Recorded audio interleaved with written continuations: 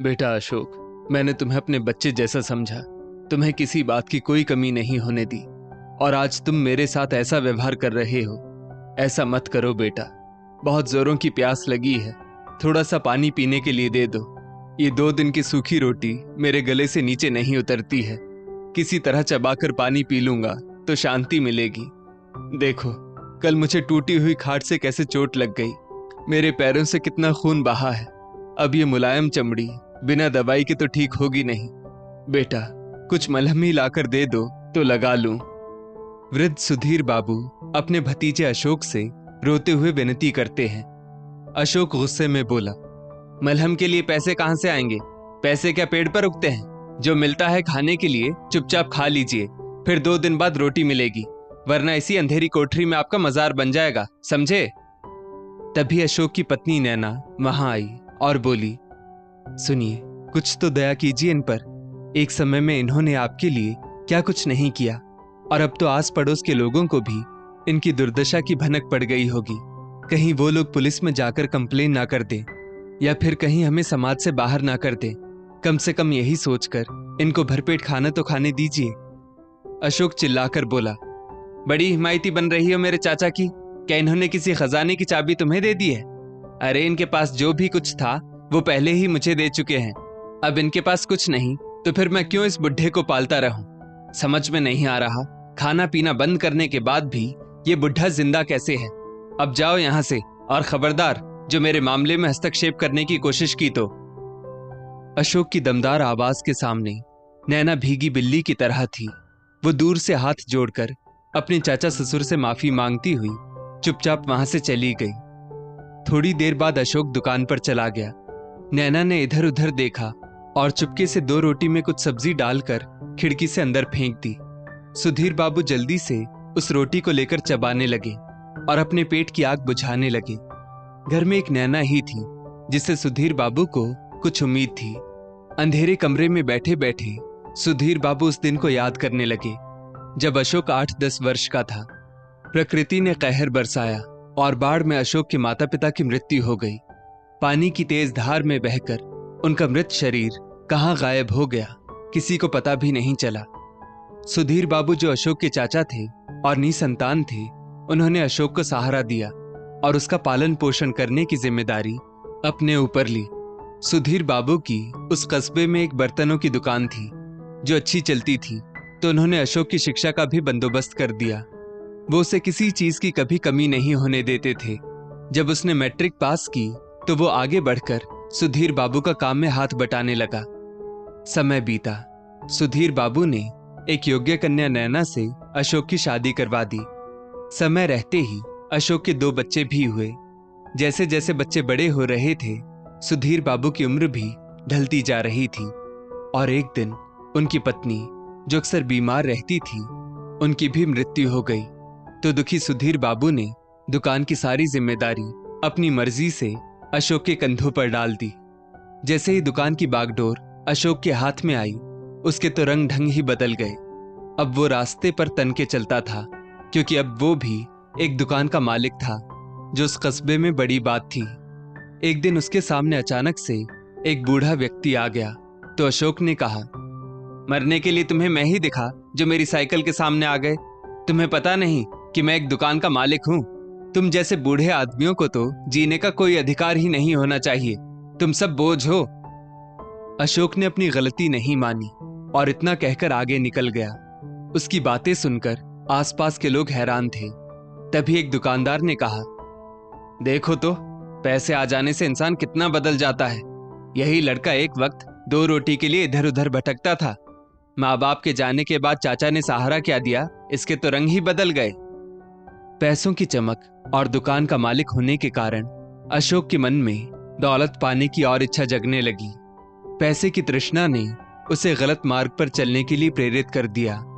एक रोज अशोक दुकान से जब घर आया तो सुधीर बाबू से बोला, चाचा जी, आप बहुत बीमार रहते हैं। सोचता हूं आपकी एक 15 लाख की इंश्योरेंस करवा देता हूं।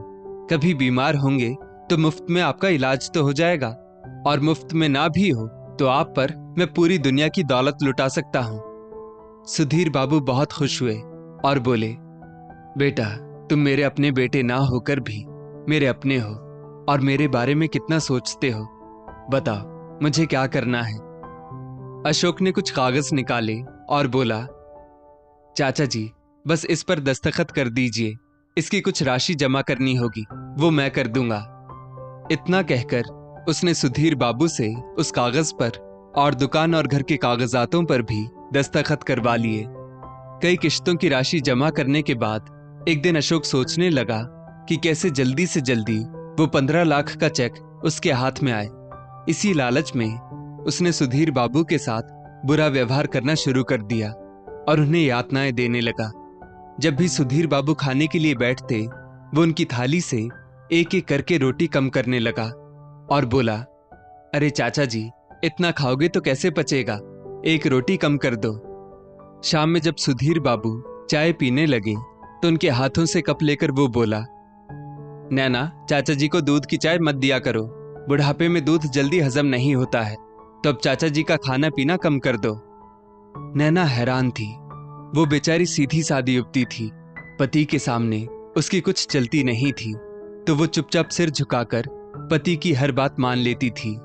फिर अशोक के ना रहने पर चोरी छिपे वो सुधीर बाबू को कुछ न कुछ खाने को दे दिया करती थी। इतने पर भी जब सुधीर बाबू टिके हुए थे तो ये बात अशोक से हजम नहीं हो रही थी। उसने उन्हें एक कमरे में बंद कर दिया और बोला, चाचा जी अब आप इस कमरे से बाहर नहीं निकलेंगे, जो भी आपको चाहिए होगा यहां मिल जाएगा, और खबरदार जो मेरी इजाजत के बिना इस कमरे से बाहर आए तो। सुधीर बाबू रोते चिल्लाते हुए बोले, बेटा तुम मेरे साथ ऐसा क्यों कर रहे हो, आखिर मैंने क्या गलती कर दी। पर अशोक तो उनकी एक बात नहीं सुनता और उसने उन्हें कैदियों की तरह घर में रहने पर विवश कर दिया। कुछ ही समय बाद सुधीर बाबू का हुलिया ही बदल गया। बढ़े हुए बाल, बड़ी हुई दाढ़ी और मैले कुचैले कपड़ों में वो बिल्कुल भिखारी की तरह दिखते थे। अब तो उन्हें किसी से मिलने भी नहीं दिया जाता था।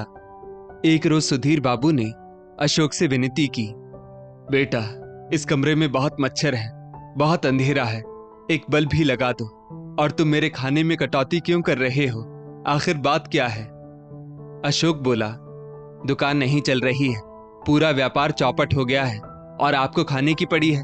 करीब एक हफ्ते से दुकान में बोहनी तक नहीं हुई है। तंगी और दुख तकलीफ झेलते झेलते मेरी हालत खराब हो रही है और आपको बिजली और बल्ब की पड़ी है।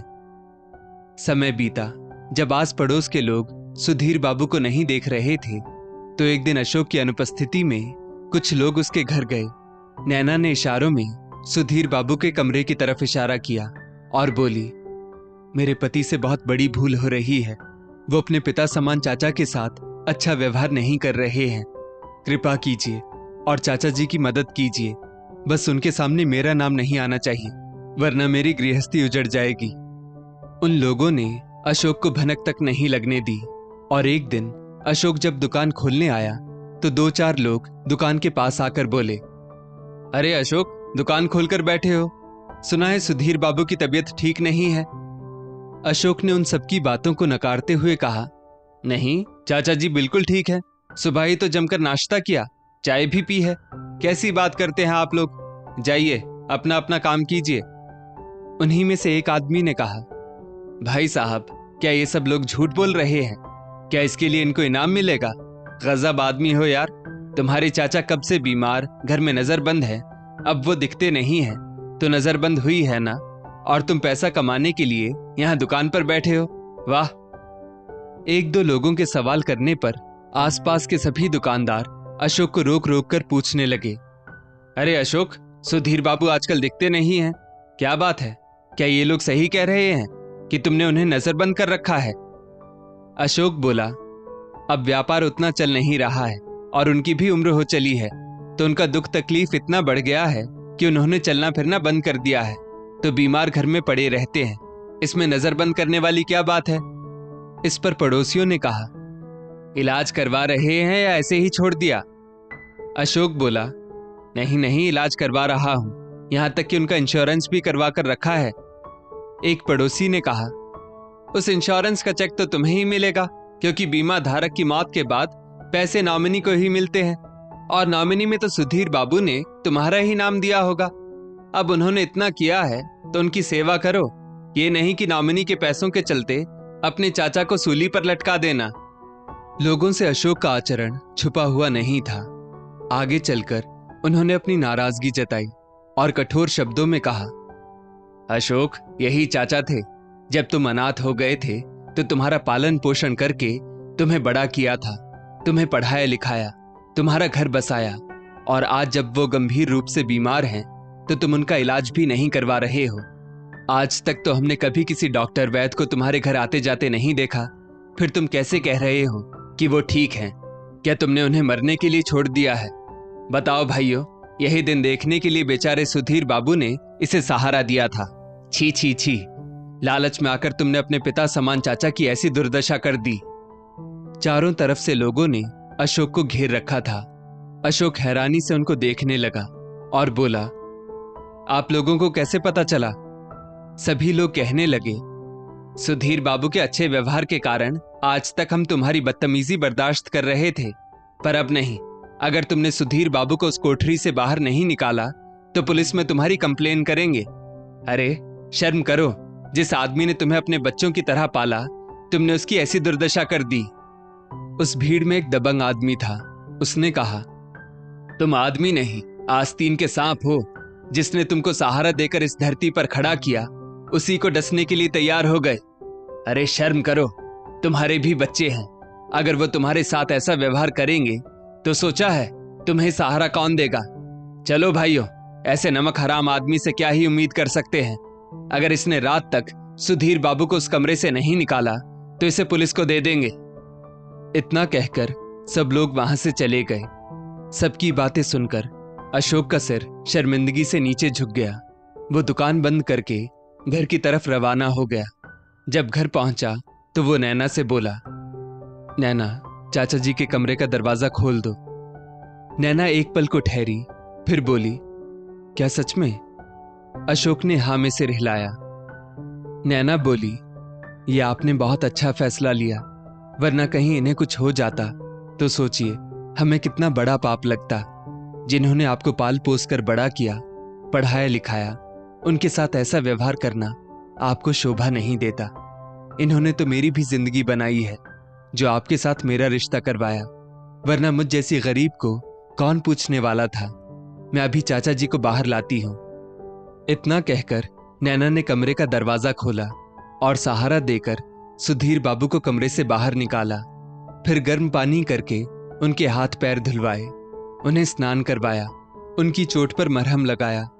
सुधीर बाबू कांपते हुए हाथों से नैना के सिर पर हाथ रखकर आशीर्वाद देने लगे। वहीं दूर अशोक शर्मिंदगी से अपना सिर झुकाए खड़ा था।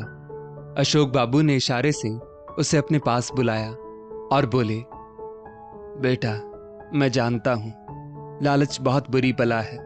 वो अच्छे से अच्छे लोगों को भी गलत रास्ते पर ले आता है, पर तुम्हें किस बात की कमी थी? एक अच्छी पत्नी, अच्छा परिवार और खाने पीने लायक पैसा तो था ही। मैं जानता हूं तुम मेरे इंश्योरेंस के पैसे के लिए ये सब कर रहे थे, पर बेटा, वो तो जब मैं मरूंगा तो तुम्हें ही मिलेगा। पर मुझे जीते जी मार कर उन पैसों पर क्या तुम सुख भोग पाते? क्या तुम चैन की नींद सो पाते? अशोक सुधीर बाबू के पैर पड़कर फूट फूट कर रोने लगा और बोला, चाचा जी, मुझे माफ कर दीजिए। लालच ने मुझे अंधा कर दिया था। मैं अपने किए की सजा खुद को जरूर दूंगा, और आपके इंश्योरेंस के पैसे जो भी आएंगे मैं उन्हें कभी हाथ नहीं लगाऊंगा, ये वादा करता हूं। सुधीर बाबू ने अपना हृदय बड़ा किया और अशोक को माफ कर दिया। अब उनके मन में कोई परेशानी नहीं थी। तो कुछ महीने बाद उन्होंने अपने इंश्योरेंस के पैसों में नॉमिनी का नाम बदलने का फैसला किया और अशोक की जगह नैना का नाम डाल दिया। अपनी जिम्मेदारी पूरी करने के करीब 2 महीने बाद सुधीर बाबू एक रात जो सोए तो फिर कभी नहीं जागे। अशोक अंदर ही अंदर खुद को दोषी मानता रहा।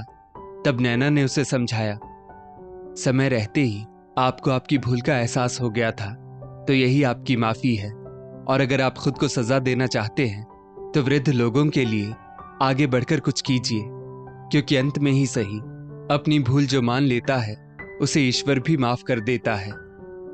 दोस्तों, इस स्टोरी को लेकर आपकी क्या राय है नीचे कमेंट करके जरूर बताइएगा। और ऐसी ही और भी बेहतरीन वीडियोस के लिए हमारा पेज जरूर फॉलो करें। धन्यवाद।